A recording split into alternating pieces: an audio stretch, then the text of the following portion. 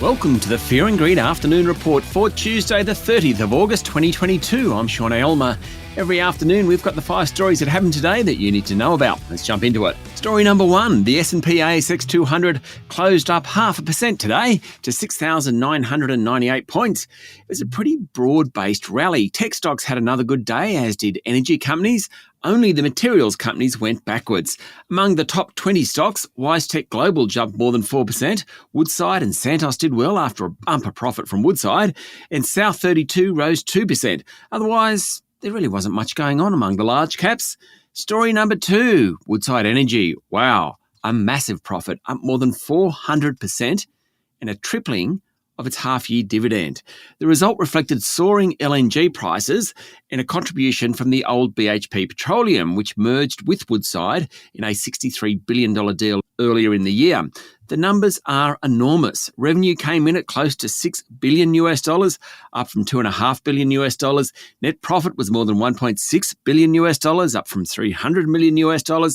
Woodside's share price closed up 1.5%, having jumped more than 3% at one point. It was the highest close in 3 years.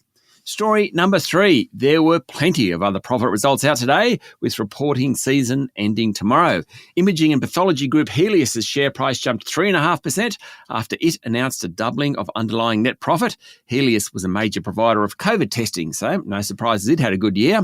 Luxury goods retailer Cetire's share price tumbled 18% after saying it had burnt through cash last year and will delay its launch into China. Infant formula maker Bubs Australia posted record revenue for the 2022 year, driven by strong growth in China and the US, which it entered to after being invited in by President Joe Biden. But Bubs made a net loss and its share price closed down 5%. Sandfire Resources lost 3.6% after ditching dividend payouts. Hello World Travel share price rose more than 5% after it narrowed its full-year loss. Software group Bravura lost 8% after its earnings announcement, and Link Group, which is about to be acquired by Canadian company Dye & Durham, announced a net loss of $67 million for the year. Story number 4.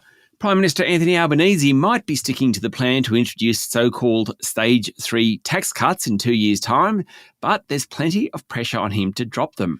It's an odd world when pollies are calling on the government to reverse already legislated tax cuts, and that's what some members of the Greens and the Libs are doing. The reason is because they'll cost more than $243 billion over 10 years, and the budget deficit, post-COVID, is huge. Also, the benefits mostly go to the rich. The legislated change scraps the 37% tax bracket for those earning above $120,000. Yesterday, the Parliamentary Budget Office released costings that show 48% of the benefits go to those earning more than $180,000 a year.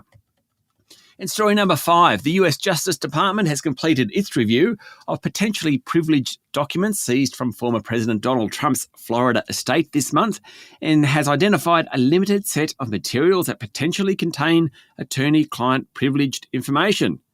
And that's it.